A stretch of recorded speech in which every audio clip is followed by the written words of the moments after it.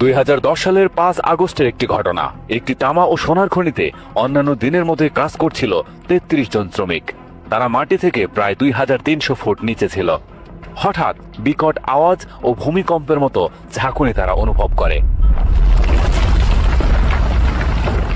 তাদের প্রধান সুড়ঙ্গ পথ, যে পথ দিয়ে তারা ওঠানামা করত, সেই পথ বন্ধ হয়ে গেছে। একটি জায়গায় পাথরের বিশাল বড় এক ধস নেমে গেছে। অন্ধকারের ভেতর বুঝতে দেরি হয়নি তারা আর বের হতে পারবে না। 33 জন মানুষ নিচে আটকে গেল চিরকালের জন্য। উপরে তখন গোটা দেশ উত্তাল, পরিবারের কান্না, বিশ্ব মিডিয়ার হেডলাইন। ইতিহাসের অন্যতম বড় উদ্ধার মিশন শুরু হয়। কর্তৃপক্ষ তাদের বিভিন্নভাবে উদ্ধার চালানোর জন্য চেষ্টা করে। তারা আরেকটি সুড়ঙ্গ খুঁড়ে তাদের উদ্ধার করতে চায়। কাজ শুরু হয়ে যায়। প্রায় সফলতার দিকেই যাচ্ছিল উদ্ধার কাজ। কিন্তু যে মেশিন দিয়ে উদ্ধারের জন্য নতুন সুড়ঙ্গ খোঁড়া হচ্ছিল, কিছু দূর খোঁড়ার পর সেটি ড্রিল শ্যাফট ভেঙে যায়। বাঁচার সকল আশা যেন নিভে যায়। তারপর 69 দিনব্যাপী ঘটতে থাকে একের পর এক রোমহর্ষক কিছু ঘটনা। এটি ঘটেছিল দক্ষিণ আমেরিকার দেশ চিলির স্যান হোসে খনিতে। তাদের শেষ পরিণতি কি হয়েছিল এবং আসলে সেদিন কি ঘটেছিল, আমরা আজকে সেটি জানতে চলেছি।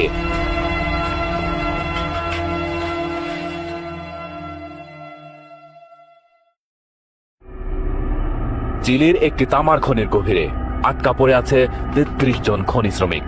বিশ্ব যখন রুদ্ধশ্বাস অপেক্ষা করছিল, তখন এক অভূতপূর্ব উদ্ধার অভিযান শুরু হয়। 5 আগস্ট 2010 উত্তর চিলির সান হোসে খনি একটি বিশাল ধসে ছিন্ন ভিন্ন হয়ে যায়। আমাদের গল্পের শুরু অবসরপ্রাপ্ত খনি শ্রমিক হোসে ভেগাকে দিয়ে। তার ছেলে অ্যালেক্স এই খনিতে কাজ করত এবং সে তার শিফট শেষে বাড়ি ফিরে আসেনি। অ্যালেক্স এবং আরো 32 জন শ্রমিক নিখোঁজ। ভয়, আতঙ্ক, সবাই মনে করছিল তারা হয়তো মারা গেছে। হোসে এই খনিটি খুব ভালো করে চিনতেন। তিনি একটি অনুসন্ধান দল নিয়ে প্রধান প্রবেশ পথে নামতে শুরু করেন। মরিয়া হয়ে জীবিতদের সন্ধান করতে থাকেন। হোসে অস্থির, তিনি খনির গভীরে যেতে থাকেন। কিন্তু হঠাৎ একটি বিশাল পাথরের চাঙ্গর তাদের পথ আটকে দেয়। হোসের একমাত্র আশা হলো ধসের নিচের অংশে যাওয়ার কোনো পথ খুঁজে পাওয়া। পৃথিবীর 2300 ফুটেরও বেশি গভীরে সর্পিল ভাবে নেমে যাওয়া এই খনির মূল সুড়ঙ্গগুলি উলম্ব ভেন্টিলেশন শ্যাফট দ্বারা যুক্ত। তাই হোসে এবং তার দল এই শ্যাফটগুলো ব্যবহার করে নিচে নামার চেষ্টা করেন। খনিটি তখন ফাটছিল। যদি এটি আবার ধসে পড়ে, তাহলে তারা সহজেই চাপা পড়তে পারত। হোসে ধসের নিচে নামার একটি শ্যাফট খুঁজে পান।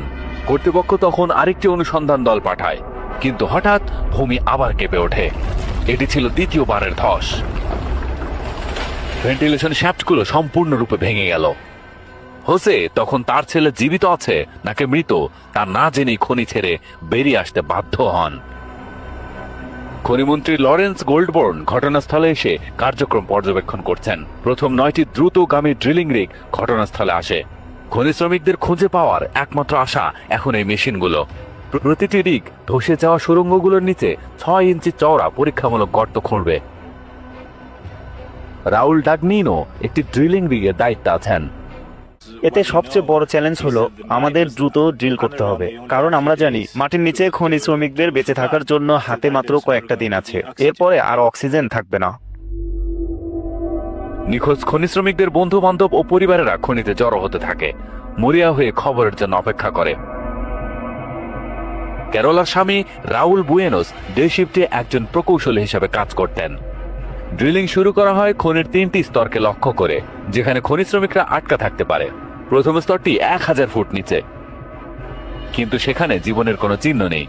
পরের স্তরটি 1660 ফুট নিচে, সেখানেও শুধু একটি অন্ধকার এবং শূন্য সুড়ঙ্গ। দেখার শেষ জায়গাটি হলো খনির একদম নিচে অবস্থিত একটি আশ্রয় কেন্দ্র, যেখানে হয়তো মাত্র 3 দিনের খাবার আছে, কিন্তু সেখানে পৌঁছাতে পুরো 1 সপ্তাহ লাগবে। উদ্ধারকারী দল আশ্রয়স্থলের কাছাকাছি সুড়ঙ্গগুলিকে লক্ষ্য করে। সুড়ঙ্গগুলি মাত্র 15 ফুট চওড়া এবং 2300 ফুট নিচে। আরো খারাপ বিষয় হলো কঠিন পাথরের কারণে ড্রিলগুলি দিক পরিবর্তন করছিল, তাই ইঞ্জিনিয়ারদের ড্রিলের গতিপথ একটু বাঁকিয়ে নিয়ে যেতে হয়। খনি ধসের পর 14 দিন পার হয়ে গেছে। না জানি সেই 33 জন কেমন আছে সেখানে, কোনো খোঁজ খবর নেই। 4টি ড্রিলের মধ্যে প্রথমটি তাদের সম্ভাব্য অবস্থানের কাছাকাছি চলে এসেছে, কিন্তু দুঃখজনকভাবে ড্রিলটি 100 ফিট দূর দিয়ে চলে যায়। অবশ্যই দলের জন্য এটা বিরাট হতাশার ছিল। আমরা সাধারণত খনিজ অনুসন্ধানের জন্য কাজ করি, জীবন খুঁজে বের করার জন্য আমরা কখনোই ড্রিল করি না। এখানকার ক্যাম্পে অনেক মানুষ, তারা কাঁদছে। এটা খুব কঠিন হয়ে উঠছে। যতদিন যাচ্ছে তত আমাদের সুযোগ কমে আসছে। 2.5 সপ্তাহ পেরিয়ে গেছে। সবাই আশঙ্কা করছে খনি শ্রমিকরা হয়তো মারা গেছে। কিন্তু তারপর ভোরের দিকে সব ড্রিলিং দল থেমে যায়। একটি রিগ শ্রমিকদের সেই আশ্রয়স্থলের কাছাকাছি একটি সুড়ঙ্গের ভিতর দিয়ে প্রবেশ করেছে। সবাই মনোযোগ দিয়ে কিছু একটা শুনতে পায়।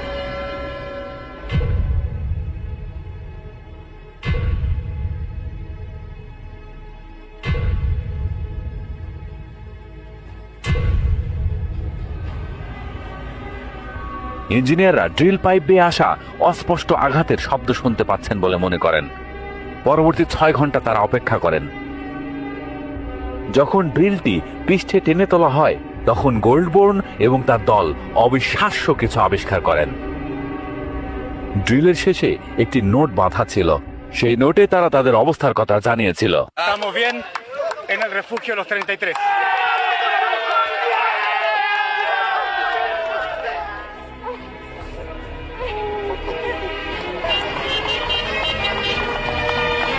একটি সিসিটিভি ক্যামেরা এবং ফোন লাইন গর্তের মধ্যে নামানো হয়। অন্ধকারের মধ্য থেকে খনি শ্রমিকদের প্রথম অস্পষ্ট ছবি ভেসে আসে।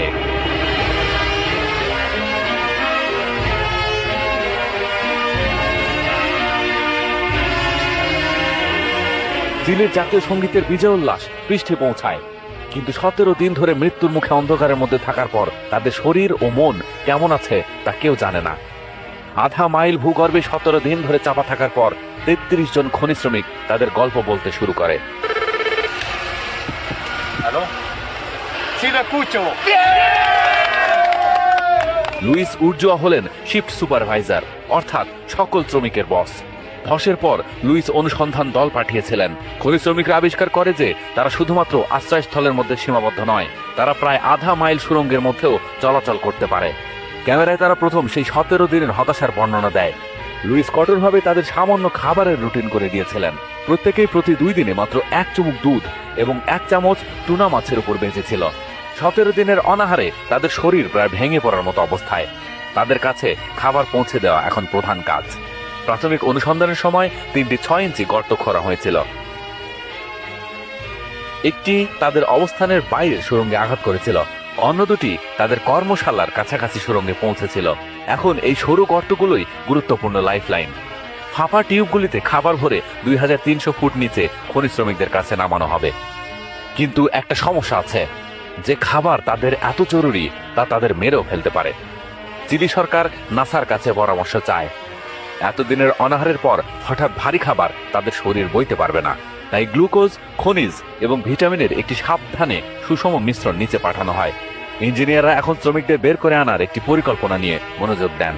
তাদের মাটির মধ্যে আধা মাইল লম্বা একটি গর্ত তৈরি করতে হবে, যা একটি উদ্ধার ক্যাপসুল নামানোর জন্য যথেষ্ট চওড়া। সেই ক্যাপসুলের মধ্যে তাদেরকে একজন একজন করে তুলে উপরে উঠিয়ে নিয়ে আসতে হবে।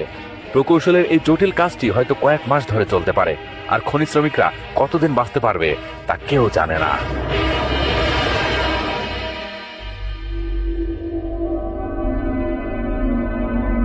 ক্যাম্প হোপ নামে পরিচিত তাঁবুগুলোর চারপাশে উল্লাস ছড়িয়ে পড়ে। উদ্ধারকারী ড্রিল এসে গেছে। এটি স্ট্রাটা 950 মডেলের। এটি শীঘ্রই প্ল্যান এ নামে পরিচিত হয়। এই ড্রিলটি 3টি ঘোরানো টাংস্টেন স্টিলের ডিস্ক ব্যবহার করে কাটে। প্রথমে এটি 15 ইঞ্চি চওড়া একটি পাইলট হোল তৈরি করে খনি শ্রমিকদের কাছে পৌঁছাবে। তারপর রিমা নামে পরিচিত একটি দ্বিতীয় যন্ত্র গর্তটিকে 28 ইঞ্চি চওড়া করবে, যা শ্রমিকদের বের করে আনার জন্য যথেষ্ট। স্ট্রাটা 950 নিখুঁতভাবে সোজা উলম্ব গর্ত খননের জন্য ডিজাইন করা হয়েছে। কাটার বিটকে লুব্রিকেট ও ঠান্ডা করার জন্য প্রতি সেকেন্ডে 20 লিটারেরও বেশি পানির প্রয়োজন। কিন্তু একটি সমস্যা আছে। খনিটি পৃথিবীর শুষ্কতম স্থান আটাকামা মরুভূমির মাঝখানে অবস্থিত। নিকটতম জলের উৎসটি খনি থেকে 1 ঘন্টার দূরত্বে। ক্যাম্প হোপে জলবাহী ট্যাঙ্কার করে অবিরাম পানি বইতে থাকে।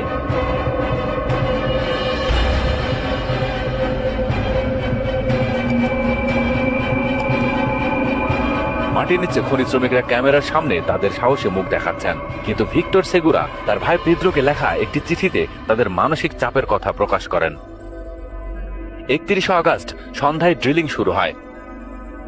খারাপ খবর হলো খনি শ্রমিকদের বের করে আনতে কমপক্ষে 3 মাস সময় লাগবে, আর তারা এখন সত্যি অনেক কষ্টে আছে।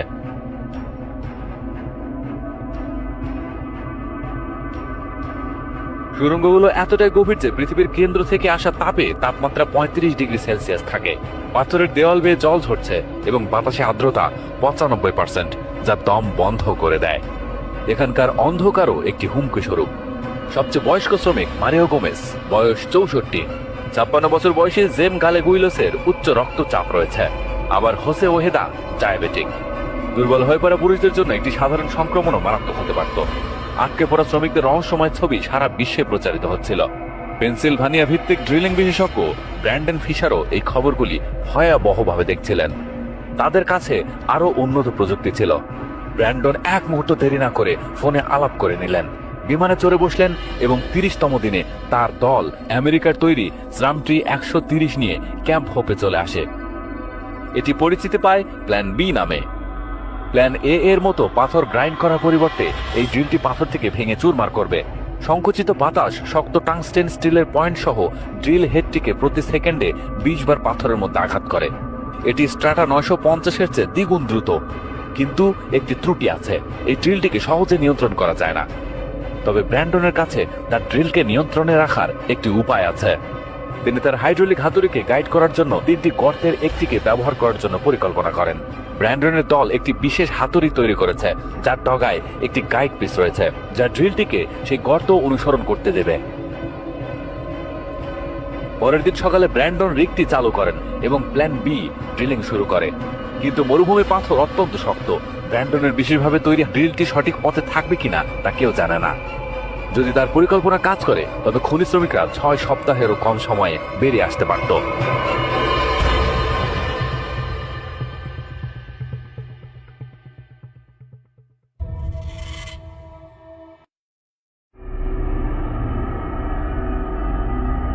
এই সময়ে এসে খনি শ্রমিকরা একটি অনুরোধ করা শুরু করে, সিগারেট এবং মদ।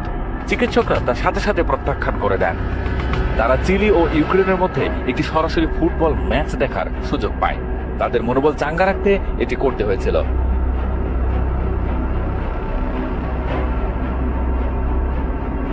উদ্ধারকর্মীরা গতকালের মজার পরে এক অদ্ভুত শান্ত ভাব লক্ষ্য করেন। মনে হচ্ছিল যেন উদ্ধার কাজ হয়েই গেছে। কিন্তু হঠাৎ প্ল্যান বিতে একটি সমস্যা শুরু হয়। আধ ঘন্টা আগে আমাদের একটি সমস্যা হয়েছিল, কারণ ড্রিলটি ভেঙে গেছে। তাই আমাদের একটি ভিডিও ক্যামেরা ঢুকিয়ে দেখতে হচ্ছে সেখানে কি হয়েছে। ক্যামেরা প্রকাশ করে যে প্ল্যান বি এর হাতুড়ি ভেঙে টুকরো টুকরো হয়ে গেছে। এটি একটি সুড়ঙ্গের কাছাকাছি একটি লোহার ছাদে আঘাত করেছে, যার অস্তিত্ব কেউ জানত না। টুকরোগুলি 800 ফুটেরও বেশি নিচে 12 ইঞ্চি গর্তে আটকা আছে। প্ল্যান বি এখন অচল।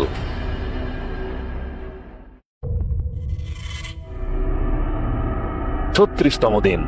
আরো খারাপ খবর, একটি হাইড্রোলিক হোস ফুটো হয়ে যাওয়ার কারণে প্ল্যান এ বন্ধ হয়ে যায়। মাটির নিচে খনি শ্রমিকরা বুঝতে পারে কিছু একটা ভুল হয়েছে। তারা শুনতে পায় সমস্ত ড্রিলিং থেমে গেছে। মারিয়া সোকোভাসা তার ভাই দারিওয়ের কাছ থেকে একটি চিঠি পান। সে মরিয়া হয়ে জানতে চায় কি হচ্ছে। খনি শ্রমিকরা এখন 1 মাসেরও বেশি সময় ধরে মাটির নিচে আটকা আছে। তাদের উদ্ধারের সমস্ত প্রচেষ্টা থমকে গেছে। সান হোসে খনিতে 33 জন আটকা পড়া খনি শ্রমিককে উদ্ধারের মিশন ভালো চলছে না। প্ল্যান বি এর ড্রিল বিট ভেঙে গর্ত আটকে দিয়েছে এবং রক্ষণাবেক্ষণের জন্য প্ল্যান এ বন্ধ রাখা হয়েছে। কিন্তু আজ নতুন আসা খনির গেট দিয়ে গর্জন করে প্রবেশ করে 42টি বিশাল ট্রাকের একটি কনভয় একটি নতুন ড্রিলের দানব নিয়ে আসে। শুরু হয় প্ল্যান সি। এটি এত বড় যে এটিকে একটি ফুটবল মাঠের আকারের একটি সমতল জায়গায় প্রস্তুত করতে হবে। খনি শ্রমিকদের পরিবারের জন্য 150 ফুট উঁচু এই দ্রুত ড্রিলের আগমনটা কিছুটা আশ্বস্ত করে। কিন্তু এই দৈত্যাকার মেশিনটি ভাগ ভাগ করা, এটি প্রস্তুত করতে 9 দিন লাগবে। মাটির নিচ থেকে আরও কিছু ফুটেজ উপরে উঠে আসে। প্ল্যান এ এর ড্রিলটি আবার অনলাইনে ফিরে এসেছে, তবে খুব ধীরে চলছে। প্ল্যান বি এর ভাঙা ড্রিল বিট এখনো আটকে আছে, গর্তটিকে পুরোপুরি বন্ধ করে দিয়েছে। ইঞ্জিনিয়াররা যদি ভাঙা ড্রিল বিট সরাতে না পারে তবে তাদের এই গর্তটি বাতিল করে পৃষ্ঠ থেকে আবার শুরু করতে হবে। ড্রিলিং ব্যবসায় আপনি যখন একটি গর্ত হারান তখন আপনি অর্থ হারান, কিন্তু এখানে যদি আপনি গর্তটি হারান তবে আপনি জীবন হারাতে পারেন। সন্ধ্যায় চিলির সবচেয়ে পবিত্র কুমারী মারিয়া দেল কার্মেনকে ক্যাম্পে আনা হয়। পরিবাররা যখন আধা মাইল নিচে আটকে থাকা পুরুষদের জন্য প্রার্থনা করছে তখন ইঞ্জিনিয়াররা প্ল্যান বি মেরামত করার শেষ মরিয়ার চেষ্টা করছেন। তারা স্পাইডার নামে পরিচিত একটি জিনিস ব্যবহার করছেন, যা এর ডগায় দাঁত কাটা একটি ধাতব টিউব। এটি গর্তের নিচে নামানো হয়, তারপর এটি বাঁধার জায়গার কাছাকাছি আসার সাথে সাথে এটিকে প্রচন্ড চাপে নিচের দিকে ঠেলে দেয়। এটি দাঁতগুলিকে ভেতরের দিকে পাকাতে বাধ্য করে, ভাঙা লোহার শ্যাফটকে ঘিরে ফেলে। ইঞ্জিনিয়ারদের এখন অপেক্ষা করতে হবে যে তাদের স্পাইডার তার শিকারকে ধরে রাখতে পেরেছে কিনা। হ্যাঁ, প্ল্যান বি অবশেষে আবার ড্রিলিং শুরু করতে পারে। খনি শ্রমিকরা এখন 40 দিন ধরে মাটির নিচে আটকা আছে, ইতিহাসের অন্য যে কোনো সময়ের চেয়ে 15 দিন বেশি। মনোবিজ্ঞানীরা তাদের এই সহনশীলতাকে একটি শব্দের মাধ্যমে প্রকাশ করেন: বিশ্বাস। তাদের বিশ্বাস শীঘ্রই পুরস্কৃত হতে চলেছে।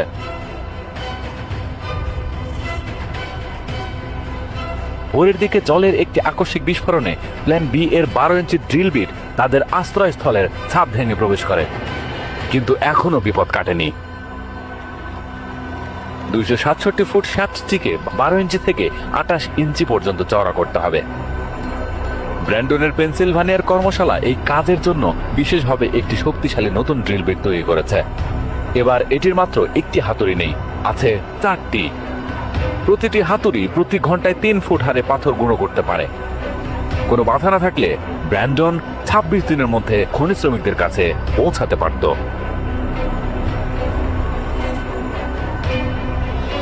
আজ 18 সেপ্টেম্বর, চিলির স্বাধীনতার 200তম বার্ষিকী। আধা মাইল নিচে খনি শ্রমিকরা দেশপ্রেম ও ঐক্য প্রদর্শন করে। সরকার পরিচালিত এই অভিযান তাদের জীবন বাঁচাবে, এই বিশ্বাস তাদের রাখতে হবে। আর বিকল্পটি চিন্তা করাও কঠিন। খনিতে 40 দিন চাপা থাকার পর পুরুষদের শারীরিক স্বাস্থ্যের মতোই তাদের মানসিক অবস্থাও এখন উদ্বেগের বিষয়। বারবার দাবির মুখে কর্তৃপক্ষ অবশেষে সিগারেটের অনুমতি দেয়। তাদের মানসিক উৎসাহ দেওয়ার জন্যই তারা এই কাজটি করে। বিশাল প্ল্যান সি এর রিগটি অবশেষে সম্পূর্ণ। এটির 28 ইঞ্চি বিট এতটাই শক্তিশালী যে এটি মাত্র 20 দিনের মধ্যেই তাদের উদ্ধার করে ফেলতে পারবে। সবাই এখন এটিকে স্বাভাবিক বলে ধরে নিয়েছে যে প্ল্যান সি হবে তাদের ত্রাতা। খনিমন্ত্রী গোল্ডবোর্ন আনুষ্ঠানিকভাবে এটি চালু করেন। প্রথমবারের মতো 3টি ড্রিল চালু আছে।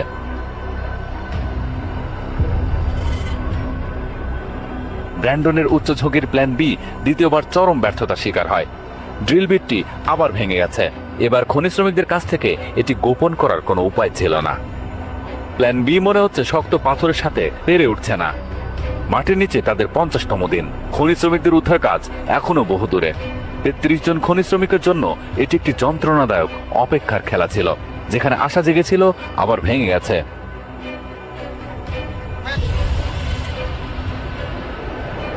আজ 52তম দিন। একটি উত্তেজনাপূর্ণ সময় নিয়ে আসে। চিলির পতাকার রঙে আঁকা ফিনিক্স নামের উদ্ধারকারী যন্ত্রটি এসে পৌঁছেছে। এই ক্যাপসুলের মধ্যে শ্রমিকদের একজন একজন করে উঠানো হবে। 20 মিনিট লাগবে নিচ থেকে উপরে উঠাতে। তারা এই ক্যাপসুলের ভিতরে নড়াচড়া করতে পারবে না, কারণ ক্যাপসুলটি আধা মাইল সংকীর্ণ পাথরের শ্যাফট দিয়ে টেনে তোলা হবে। একটি ইন্টারকম এবং অক্সিজেন সরবরাহ থাকবে। যদি ক্যাপসুলটি শ্যাফটে জ্যাম হয়ে যায় তবে এটিকে দুভাগে বিভক্ত করার একটি প্রক্রিয়া আছে। তখন শ্রমিককে আবার খনির নিচে নামিয়ে আনা হবে। খনি শ্রমিকদের উদ্ধারের মিশন একটি অপ্রত্যাশিত মোড় নেয়। একসময় ত্রাতা হিসেবে বিবেচিত প্ল্যান সি তার প্রতিশ্রুতি পূরণ করতে পারছে না। পাথর এত শক্ত যে ড্রিলটি দিনে মাত্র 50 ফুট খুঁড়ছে এবং অর্ধেকেরও কম দূরত্বে পৌঁছেছে। কর্তৃপক্ষ প্ল্যান এ বন্ধ করার সিদ্ধান্ত নেয়।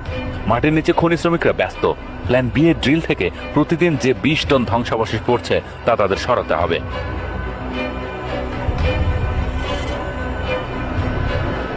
ধসে আটকা পড়া শ্রমিকদের ভারী যন্ত্রপাতিতে জ্বালানি দেওয়ার জন্য তাদের কাছে ডিজেল পাঠানো হয়।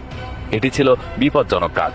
ভোরের দিকে প্ল্যান বি এর উদ্ধার শ্যাফট কাজ শেষ করা থেকে মাত্র 10 ফুট দূরে। এটি একটি বিপজ্জনক সময়। সুড়ঙ্গের ছাদের ঠিক উপরের পাথর দুর্বল। আরো একটি ধসের সম্ভাবনা রয়েছে। আমরা সময় নিয়ে এগিয়ে যাব। খনি শ্রমিকদের সাথে কথা বলবো। তারা নিচে কি দেখছে তা আমাদের জানাবে। তারা চূড়ান্ত কয়েক ফুটে পৌঁছেছে। এখন তারা অর্ধেক গতিতে ড্রিল করছে। তাদের লক্ষ্যের দিকে ইঞ্চি ইঞ্চি করে এগোচ্ছে। সবাই এখন পুরোপুরি উত্তেজিত।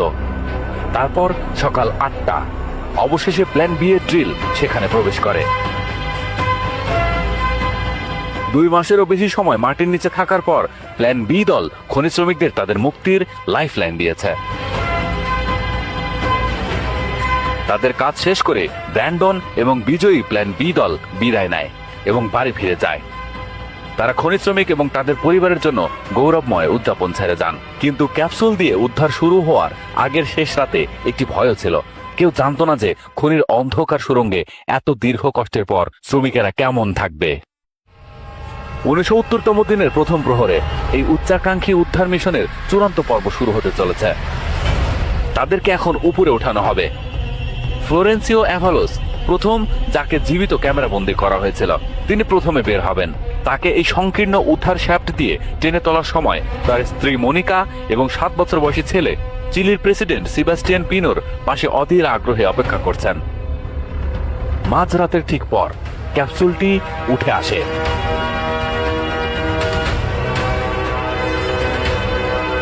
এ এক নতুন জীবন, অবিশ্বাস্য অনুভূতি। চোখের পানি যেন আটকানো যাচ্ছে না। এরপর যিনি বেরিয়ে আসেন তিনি হলেন দলটির উদ্যমী মুখপাত্র মারিও সাউজা, যিনি স্মারক পাথর সঙ্গে করে নিয়ে এসেছেন। একে একে সবাইকে জীবনের আলোয় টেনে তোলা হয়। অ্যালেক্স ভেগা হলেন 10ম ব্যক্তি। তার বাবা হোসে প্রথম অনুসন্ধান দল চালু করেছিলেন। ক্যারোলা অবশেষে তার স্বামী রাউলের সাথে মিলিত হন। একজন নায়কের অভ্যর্থনা নিয়ে যিনি সবার শেষে পৃষ্ঠে আসেন তিনি হলেন তাদের সেই দলনেতা লুইস উরজুয়া। পরে তাকে পুরস্কৃত করা হয়। 70 দিন আগে যা একটি ভয়াবহ বিপর্যয় বলে মনে হয়েছিল তা এখন প্রযুক্তিগত উদ্ভাবন, কমরেডশিপ এবং সাহসের একটি অলৌকিক গল্পে পরিণত হয়েছে, যা বিশ্বজুড়ে মানুষ সাক্ষী রয়েছে।